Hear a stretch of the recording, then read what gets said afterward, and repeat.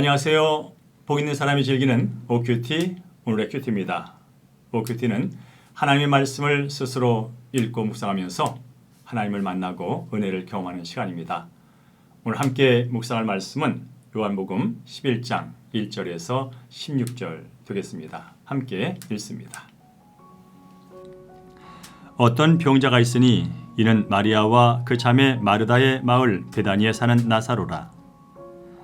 이 마리아는 향유를 주께 붓고 머리털로 주의 발을 닦던 자요, 병든 나사로는 그의 오라버니더라.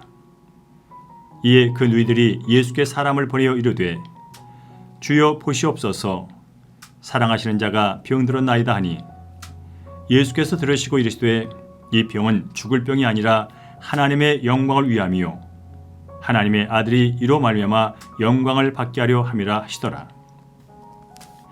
예수께서 본래 마르다와 그 동생과 나사로를 사랑하시더니 나사로가 병들었다함을 들으시고 그 계시던 곳에 이틀을 더 유하시고 그 후에 제자들에게 이르시되, 유대로 다시 가자 하시니, 제자들이 말하되, 랍비여, 방금도 유대인들이 돌을 치려 하였는데 또 그리로 가시려 하나이까?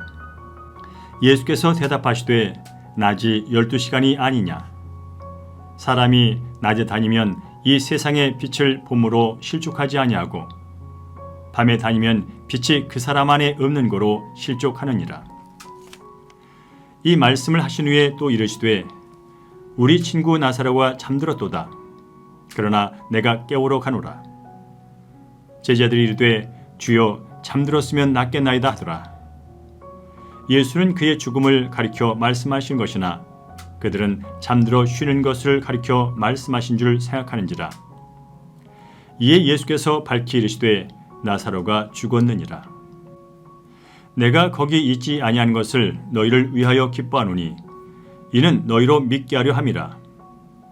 그러나 그에게로 가자 하시니 디두모라고도 하는 도마가 다른 제자에게 말하되, 우리도 주와 함께 죽으러 가자 하니라. 아멘.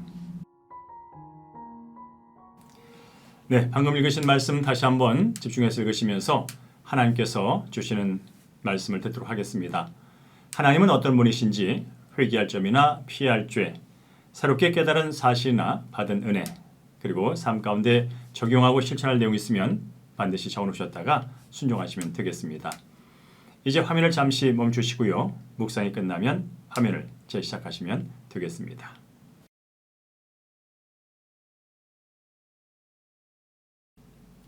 네, 부모님 말씀을 간략하게 요약하겠습니다.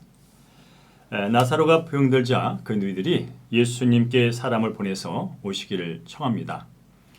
예수님은 이 병이 죽을 병이 아니라 하나님의 영광을 위한 것이라고 말씀을 하시면서 이틀을 더 유하신 뒤에 나사로를 깨우러 가시게 되죠. 예수님은 제자들에게 나사로가 죽었다고 밝히시면서 내가 거기 있지 않은 것은 너희로 믿게 하려 함이라 하는 그런 내용이 되겠습니다. 오늘 함께 집중해서 볼 말씀은 4절 말씀입니다. 예수께서 들으시고 이르시되, 이 병은 죽을 병이 아니라 하나님의 영광을 위함이요 하나님의 아들이 이로 말미암아 영광을 받게 하려 함이라 하시더라. 아멘. 네, 우리 그리스도인들은 시련이 오더라도 좌절하기보다 더 큰 믿음으로 이끄시는 하나님의 계획과 사랑을 깨달아야 합니다. 예수님의 사랑을 받던 나사로가 그만 중병에 걸려서 죽고 말았습니다. 예수님을 믿고 사랑받는 자로서 죽음이 시련이 있는 것을 우리가 볼 수가 있죠. 예수님은 나사로의 죽음이 하나님의 특별한 영광을 위한 것이라고 말씀하고 있습니다. 바로 시련이 하나님의 영광을 나타내는 재료가 될 수 있다는 사실을 확인해 볼 수가 있죠. 물론 시련 자체가 즐거운 일일 수는 없습니다. 하지만 하나님의 특별한 목적 안에서 겪는 시련이라면 시련 너머에 있을 수 있는 하나님의 계획 또한 우리가 바라볼 수 있어야 되겠죠. 예수님은 나사로가 병들어 죽었다는 말을 듣고는 이틀을 더 머물다가 베다니로 가셨습니다. 나사로의 가족 입장에서 보면 참으로 답답하고, 과연 예수님이 나사로를 사랑하신 것이 맞나? 우리 가정을 사랑하고 있는 것이 맞나? 하고 의심해 볼 수 있는 대목입니다. 하지만 우린 여기서 예수님의 목적과 시간은 우리가 생각하는 것과 다르며 또 우리의 요구대로 반드시 움직이지 않는다는 사실을 알게 됩니다. 바로 예수님의 목적과 시간표대로 예수님이 움직이시는 것을 볼 수가 있는 것이죠. 이렇게 될 때 우리가 시련을 겪으면서 왜 시련이 내가 있느냐 이유를 다 알지 못할지라도 또 고난의 시간이 길어질 때라도 우리는 인내하면서 기다릴 수가 있는 것입니다. 십자가에서 우리를 얼마나 사랑하셨는지를 확증하신 하나님은 지금도 우리를 위해서 그분의 시간에 따라 그분의 목적에 따라 그분의 섭리에 따라 정확한 시간에 정확한 방법으로 일하고 계신 줄로 믿습니다. 십자가 없는 부활이 없듯이 연단 없는 영광도 없다는 말이 있습니다. 예수님이 먼저 가신 십자가 길을 따라가는 우리들에게 시련은 결코 절망이 아닙니다. 결국은 우리 주 예수 그리스도 안에서 하나님의 영광이 되고 그리고 부활의 생명으로 이어질 것이기 때문에 그렇죠.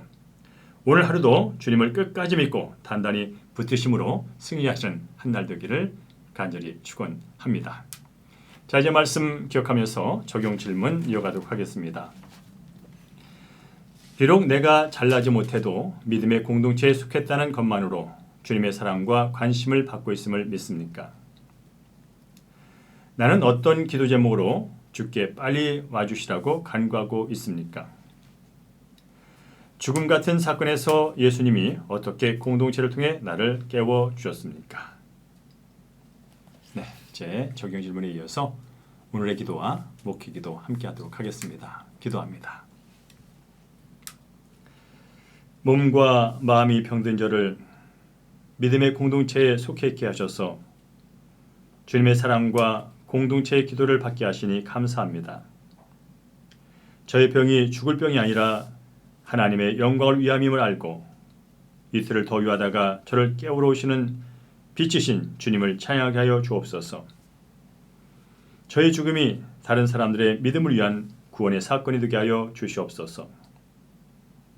은혜가 풍성하신 아버지 하나님, 믿음을 갖고 하나님의 사랑을 받으며 살아가지만 때로는 뜻하지 않은 어려운 일을 만나곤 합니다. 그럴 때마다 왜 나에게 이런 일이 일어나는가, 왜 하필이면 지금인가 하면서 힘들 때가 있음을 고백합니다. 하지만 오늘 말씀을 통해 배우는 것처럼 하나님의 시간과 목적은 제 생각보다 크고 기쁨을 인정하면서 주님을 더욱 의지하게 하여 주시옵소서. 특별히 어려움 중에 있는 성도들 함께해 주시고 오늘도 말씀 안에서 승리하도록 이끌어 주시옵소서.